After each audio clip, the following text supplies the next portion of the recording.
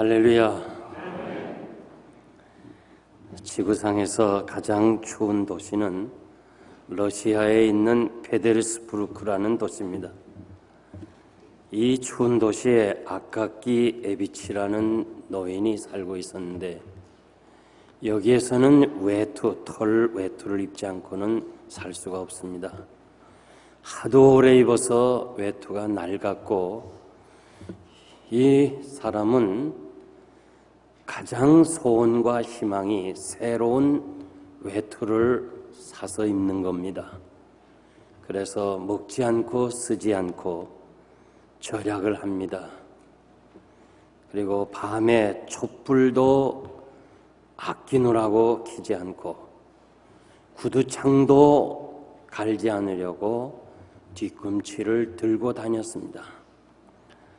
오랫동안 모으고 또 모아서 그 원하던 외투를 맞춰 입었습니다.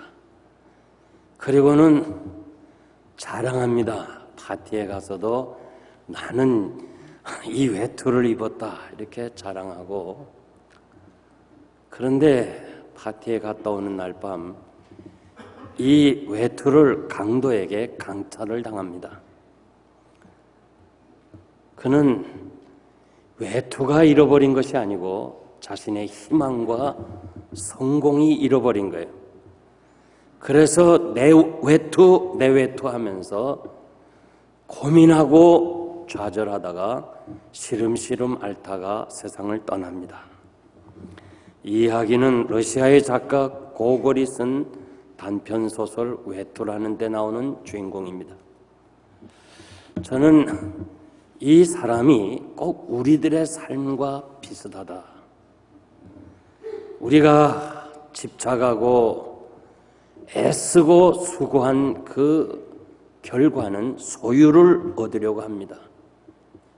그런데 때로는 그 소유가 잃어버리거나 내 곁을 떠날 때 우리는 좌절하고 실망하고 결국은 끝내는 스스로 목숨을 끊는 일들이 우리 주변에 있습니다.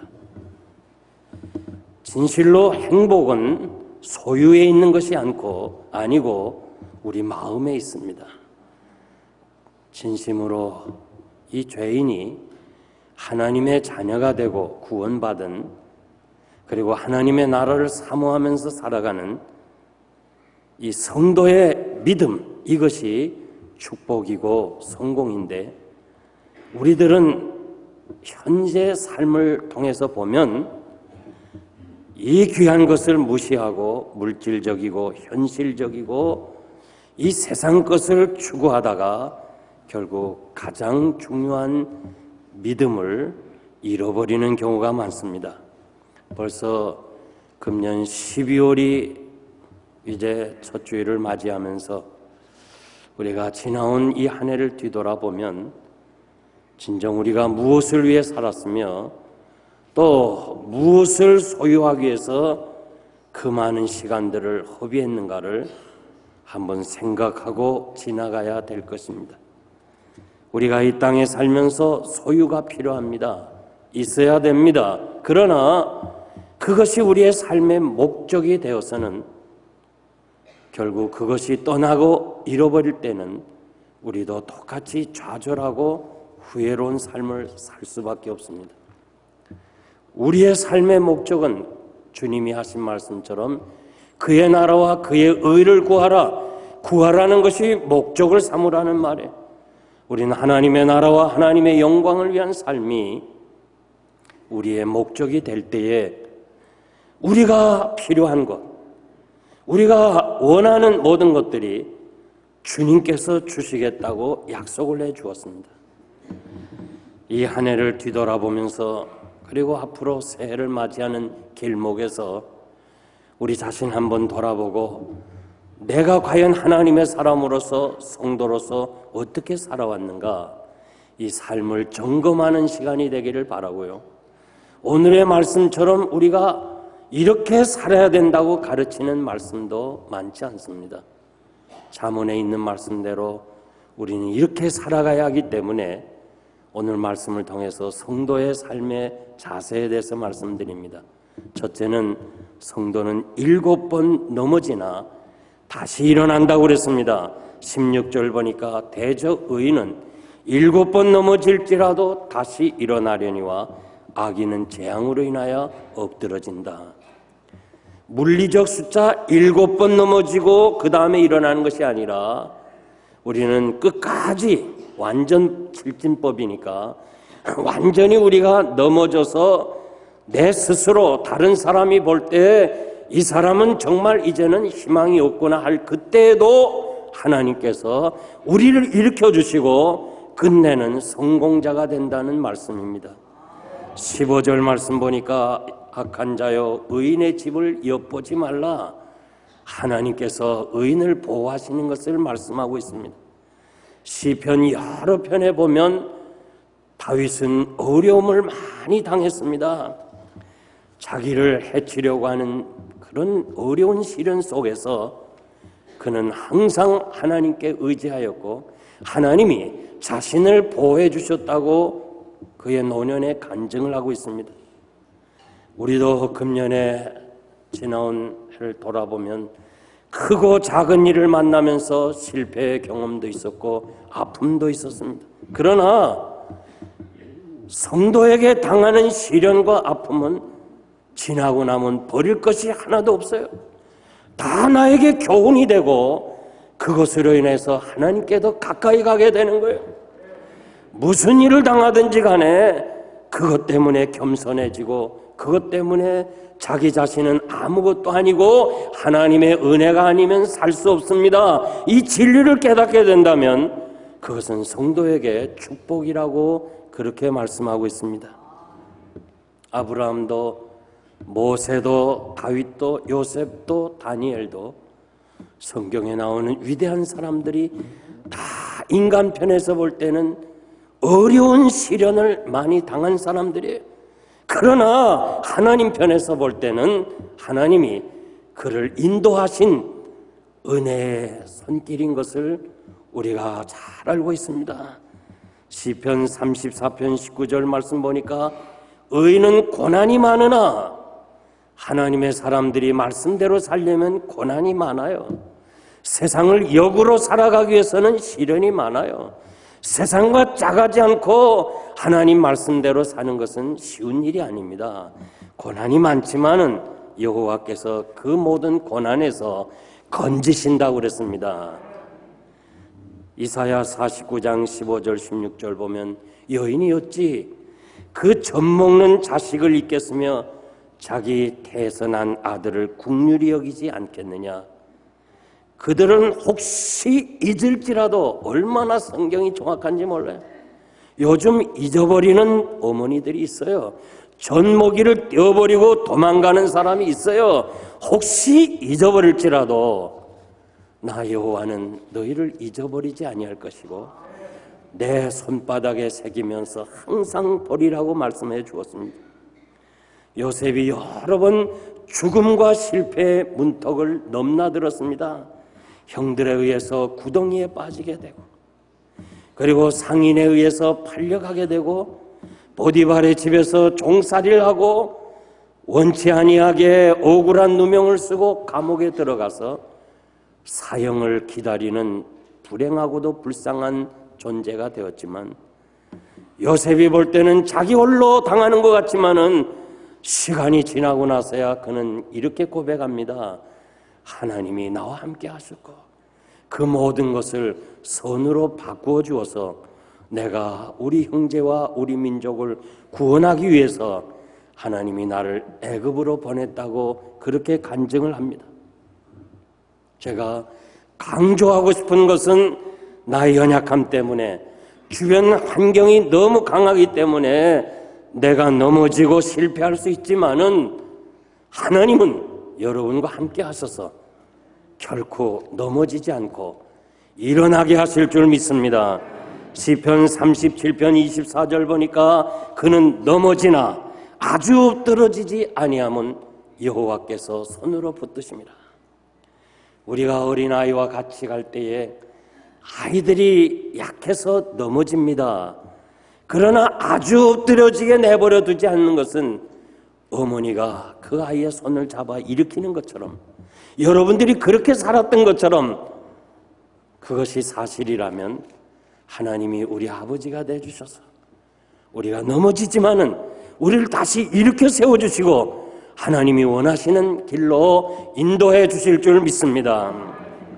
오늘 중국의 경제 부흥과 함께 이 대국의 모습을 갖추면서 이제는 미국과 대등하게 이렇게 세계의 주권자, 패권자가 되기를 아주 강하게 표시하고 있는 것을 여러분들은 뉴스를 통해서 잘 압니다. 정말 이 중국이라는 이 가난하고 약한 나라가 어떻게 이렇게 강한 나라가 되었으며 미국과 대등하게 자기가 세계를 지배하려고 하느냐. 그 중심에서는 등소평이 있었습니다. 그는 여러분이 아는 대로 3번이나 숙청을 당했어요. 문화혁명 때는 숙청을 당해서 저 시골의 벽천에 가서 말똥을 키우면서 아주 비천한 사람으로 떨어졌어요.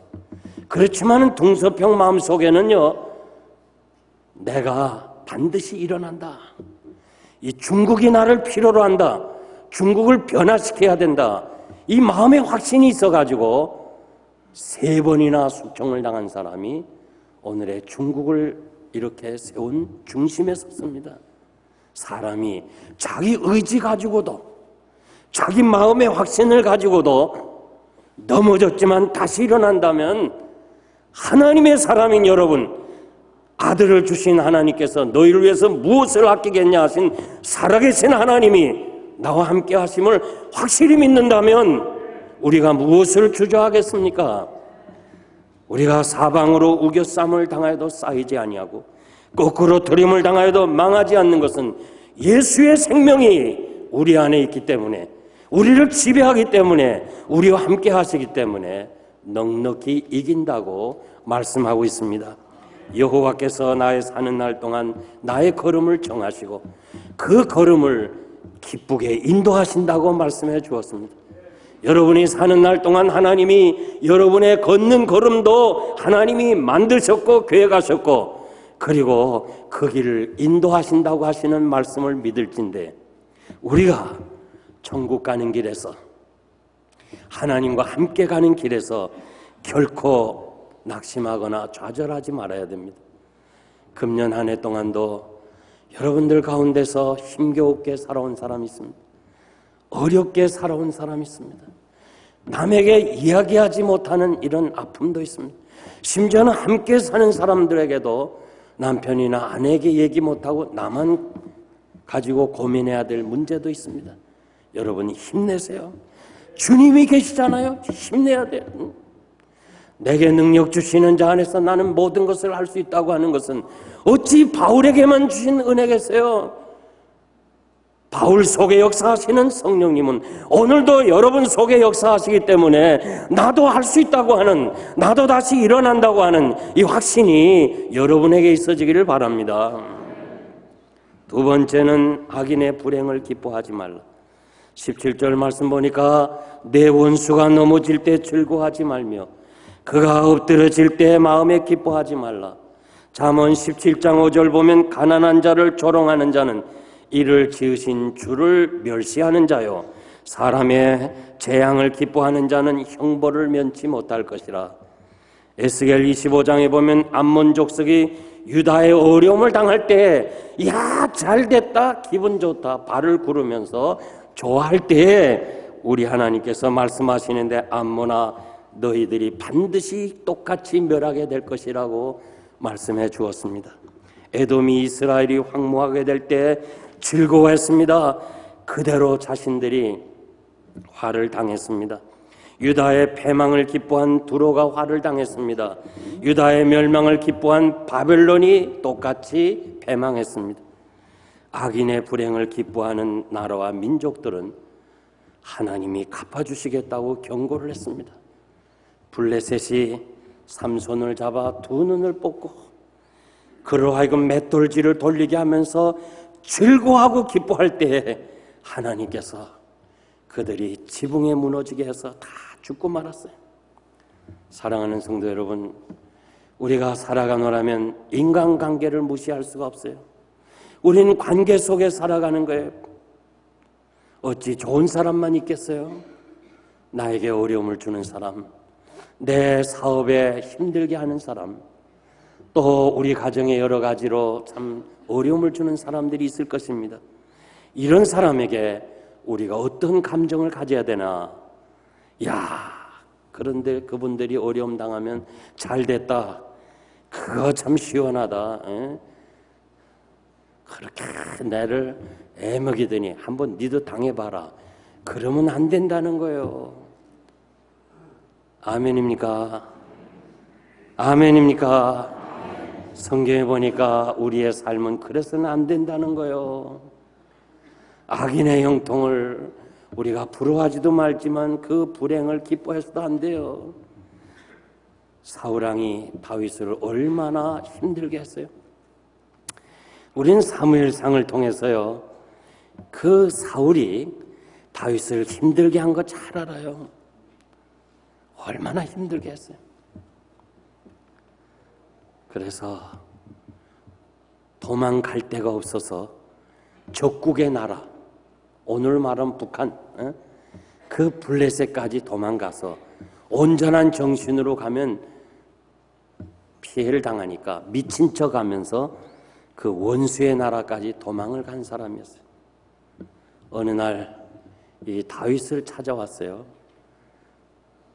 내가 이 사울왕의 마지막 장면, 그가 죽어갈 때 사울이 적군에게 죽임을 당하지 않으려고 전쟁터에 패망했잖아요.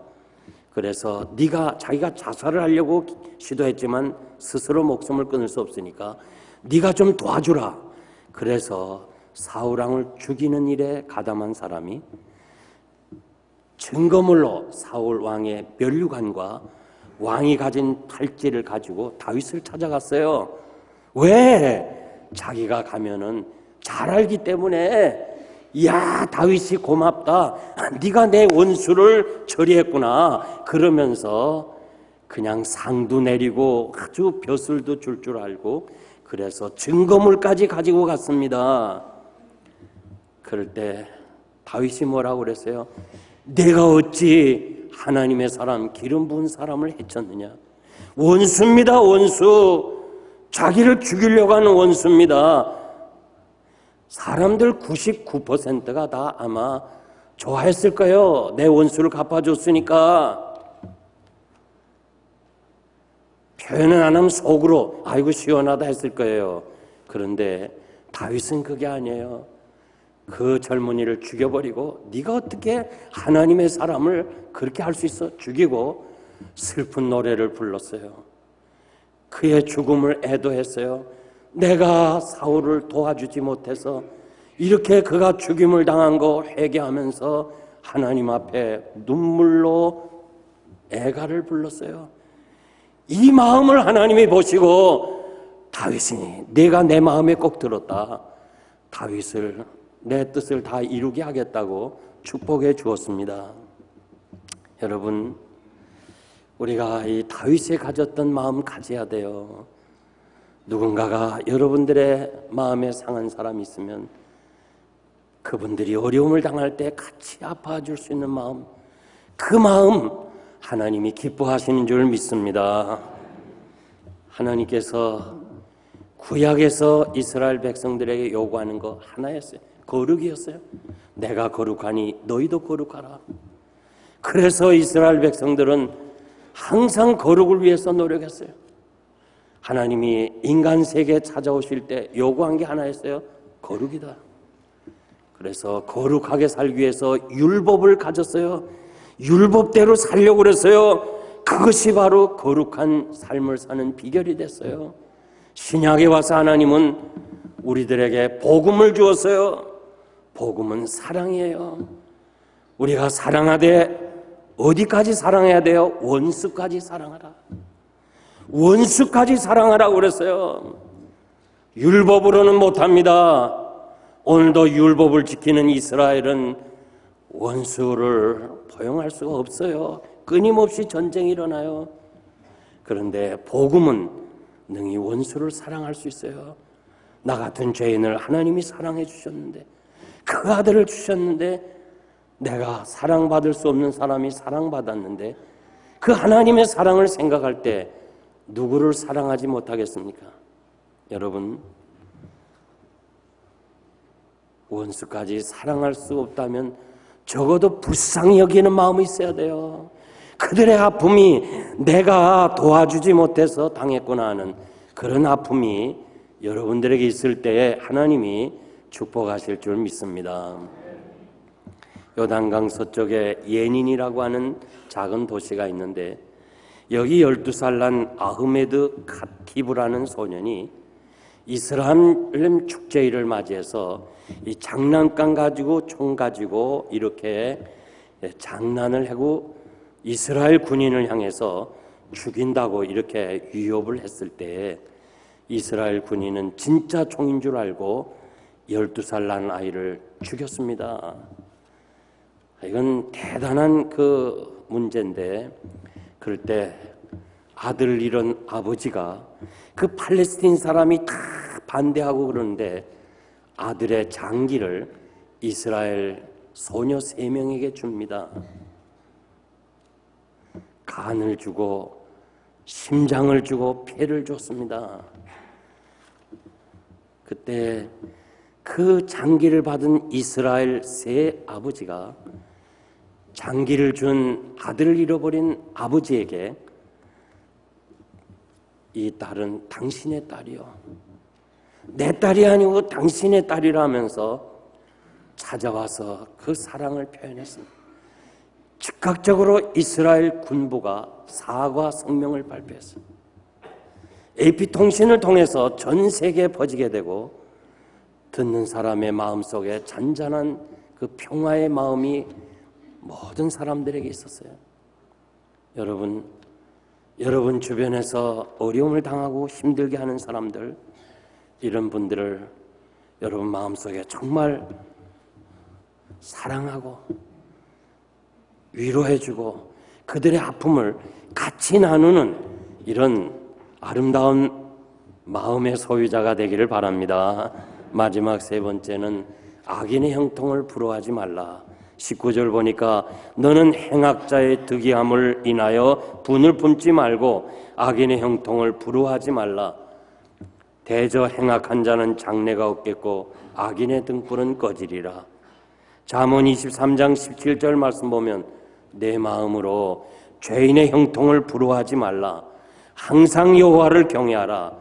잠언 24장 1절 보면 너는 악인의 형통을 부러워하지 말며 그와 함께 있지도 말라.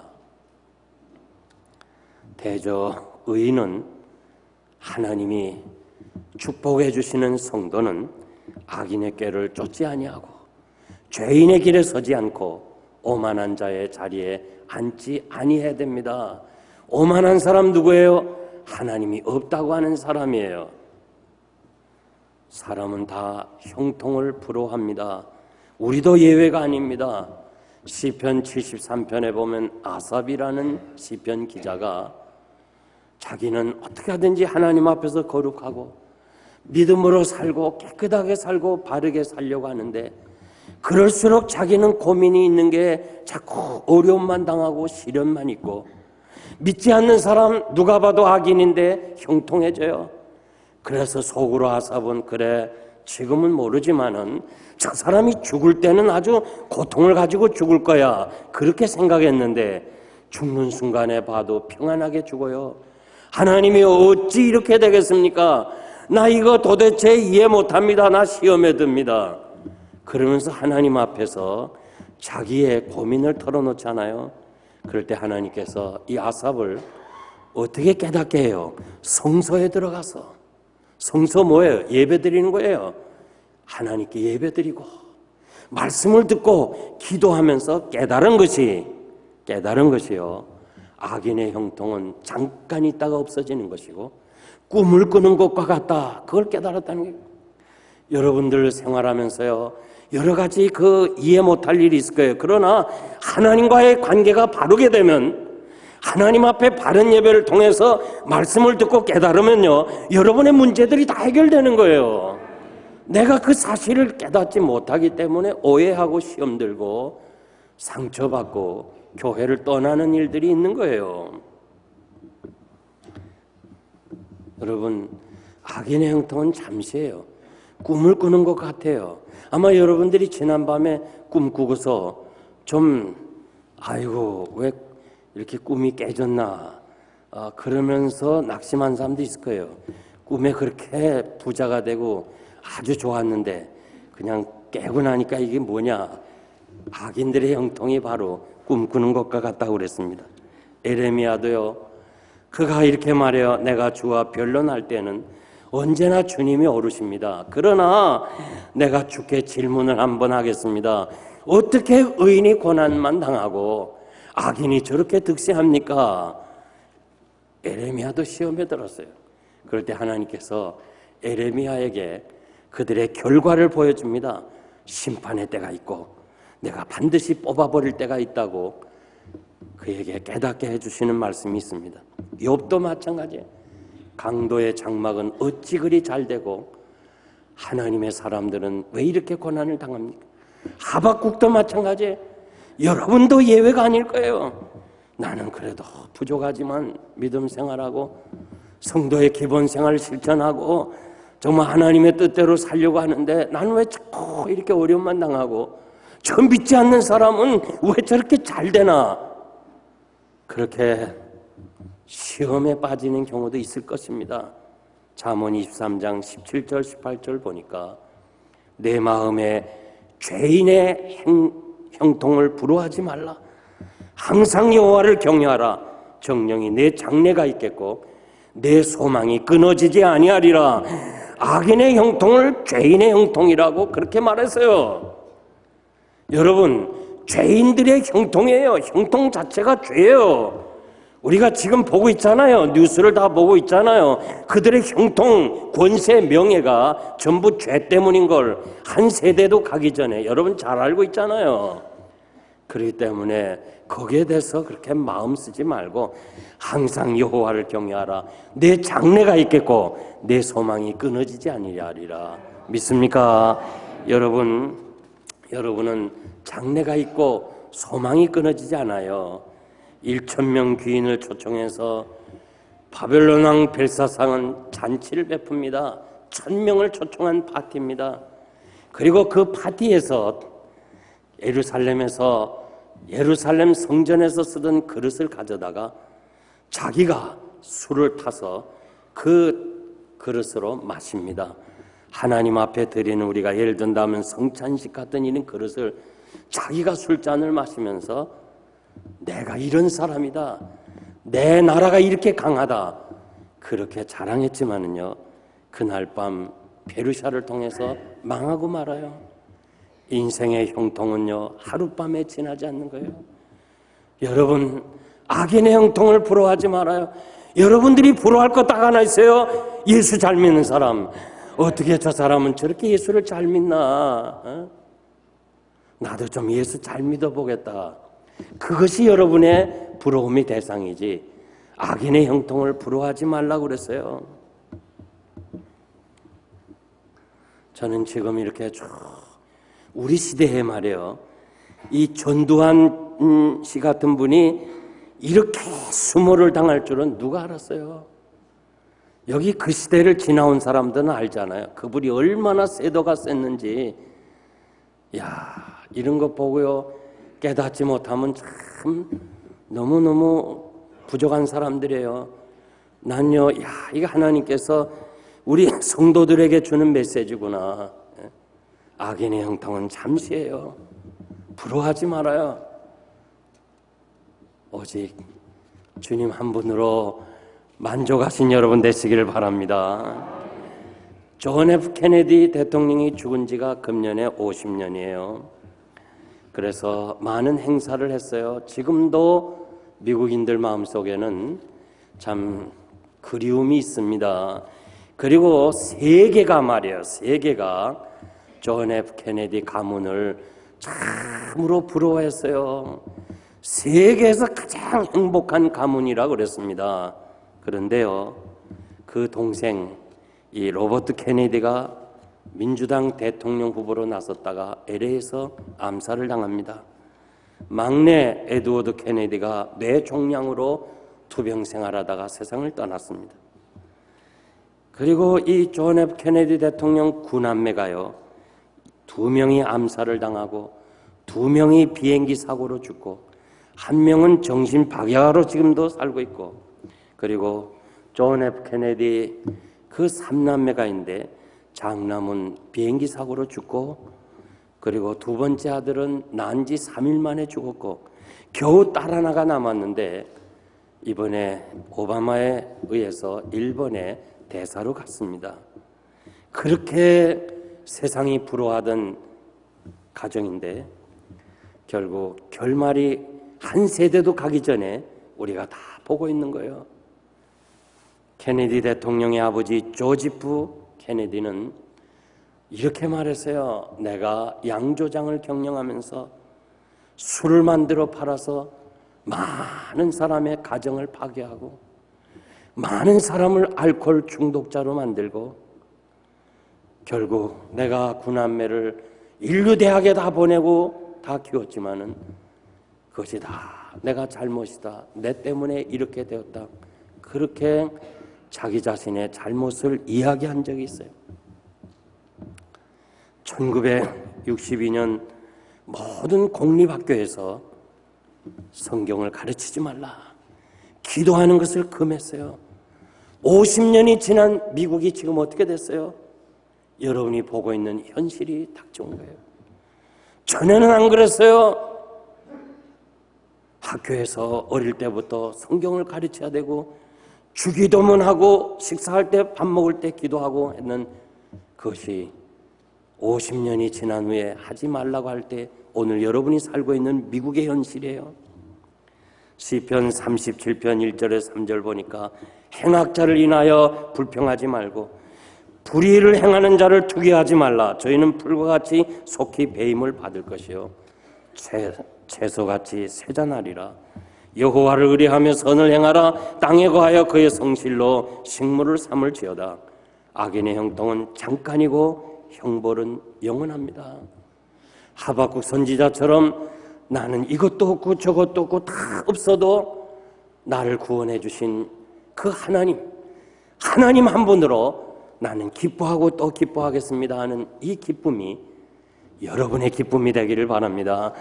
남들이 볼 때 정말 아무것도 없는 것 같고 가진 거 없는 것 같고 정말 불쌍한 존재 같지만은 나는 하나님 한 분으로 만족하겠습니다. 구원받은 이 사실에 감사합니다. 여기에 여러분의 장래가 있겠고 죽음을 넘어선 영원한 삶이 여러분과 함께 하실 줄 믿습니다. 말씀을 맺겠습니다. 아이작 뉴턴, 이분은 인류 역사상 가장 영향력 있는 사람 가운데 한 사람이에요. 그는 영국에서 태어난 사람이며 물리학자요, 수학자요, 천문학자요, 자연철학자요, 특별히 신학자입니다. 만유인류의 법칙을 만들어서 많은 사람들, 인류를 위해서 일한 사람입니다. 이렇게 위대한 사람이 나이가 들어서 오늘로 말하면 치매에 걸렸어요. 그래서 심지어는 자기 이름도 몰라요. 나이도 몰라요. 생일도 몰라요. 얼마나 답답해요. 얼마나 안타까워요. 주변의 사람들의 마음을 얼마나 상했어요. 이렇게 위대한 학자요, 신학자인 이 사람이 노년에 다 잃어버렸어요. 안타까워서 제자가 이렇게 물어요. 선생님, 다 잊어버렸는데 그래도 기억하는 거 있지 않겠습니까? 예, 있습니다. 2가지 기억합니다. 내가 죄인이라는 사실과 예수님이 나의 구주라는 사실은 잊어버리지 않습니다. 이 2가지는 기억했어요. 내가 죄인이라는 것과 예수님이 나의 구주라는 사실은 기억하고 있습니다. 여러분, 사람은 누구나 다 잊어버려요. 이 1,000억 뇌세포가요 20살부터 죽어가는데 하루에 10만 개 이상 뇌세포가 죽어가요. 그러니까 나이가 들었다고요, 기억력이 없다고 고민할 필요 없어요. 나이가 들면요, 잊어버릴 게 많아요. 많아야 돼요. 또 왜 섭섭한 일이 많으니까 잊어버려야죠. 그런데요, 너무 뇌를 많이 써도 치매가 걸리고 뇌를 너무 적게 써도 치매가 걸려요. 다 잊어버려도 두 가지는 안 잊어버렸어요. 내가 죄인이라는 것과 예수님이 나의 구주라는 사실. 이건요, 그분이 매일처럼 마음속으로 확인했기 때문에 노년에도 치매에도 잊어버리지 않는 사건이에요. 제가 지도를 받았던 우리 박윤선 박사님, 그분이 80세 생일을 맞이해서, 저는 미국에 있어서 못 갔지만은 참석한 친구를 통해서 들었어요. 박 박사님 80년 동안 지나오면서 우리에게 뭐 할 말이 없습니까? 한마디만 해주세요 할 때 80년 묵은 죄인이 무슨 할 말이 있겠습니까? 그렇게 참 훌륭한 성경학자고 많은 제자들을 길러낸 사람이지만요, 마지막에 내가 80년 묵은 죄인이 무슨 할 말이 있습니까? 여러분, 다 잊어버려도 좋아요. 마지막까지 기억해야 될 것이 있는데, 나는 죄인이고 예수는 나의 구주라는 사실, 이거 하나만은 잊어버리면 안 돼요. 이것이 바로 여러분들이 하나님 나라에 들어갈 수 있는 거예요. 그러기 위해서는 날마다 daily confirm, 날마다 확인을 해야 될 것이, 나는 죄인이고 예수님은 나의 구주라는 사실, 이거 하나 붙잡고 여러분들이 승리하시기를 바랍니다. 우리는 너무 가난하게 성장해 왔어요. 나이 드신 분 다 알아요. 우리는 다 가난한 시절을 겪고 왔어요. 그래서 너무 이렇게 물질에 대한 애착이 많아요. 2조 500년 동안 유교의 사상이 계속해서 한국 사람을 뿌리 깊게 박혀 있어요. 그래서 예수 믿는 우리들도요, 축복이라는 개념, 복이라는 것, 행복이라는 것을 소유에서 찾아요. 소유, 상태에서 찾아요. 야, 집이 크고 비즈니스가 크고 애들이 많고, 야, 복 받았는데. 그런데 기독교는요, 그게 아니에요. 이건 매일처럼 알아야 돼요. 그게 아니고 기독교는 존재예요. 존재. 예수 믿게 된 거, 하나님의 자녀가 된 거, 천국을 소유하게 된 거, 이것이 행복이에요. 너는 나를 누구로 하느냐? 시몬이 말합니다. 주는 그리스도시요 살아계신 하나님의 아들입니다. 시몬아, 너 행복한 사람이야. 천국 열쇠를 주었어요. 성도 여러분, 여러분 천국을 믿습니까? 오늘 밤이라도 하나님이 나오라 하면 나 천국 갈 걸 확신합니까? 그렇으면 행복한 사람이에요. 그러면 행복한 사람이에요. 예수님이 행복하다는데 뭐예요? 뭐가 부족해요? 성경 아무리 찾아봐도 내가 가진 성경에서 세상에 부를 가진 사람을 행복하다고 기록된 한 하나도 없어요. 심령이 가난한 자는 복이 있다고 그랬어요. 애통하는 사람은 복이 있다고 그랬어요. 여러분 복 받은 사람이요, 행복하게 사세요. 언젠가는 주께서 나를 오라 하실 때 우리는 영원한 집으로 갈 거예요. 저는 영생의 동산에 갈 때마다 거기에 사랑하는 우리 다 믿음으로 살다 간 사람들의 그 묘지를 보면서요, 우리도 언젠가는 가야 되는 거예요. 여긴 영구한 도성이 못 되는 거예요. 너무 물질에만 매여 살다가 그것 때문에 세상을 참 괴롭게 살지 말고 항상 하나님이 주신 은혜, 정말 부유하게 하나님이 나의 목자가 되셨다는 이 확신을 가지고 믿음으로 승리하시기를 바랍니다.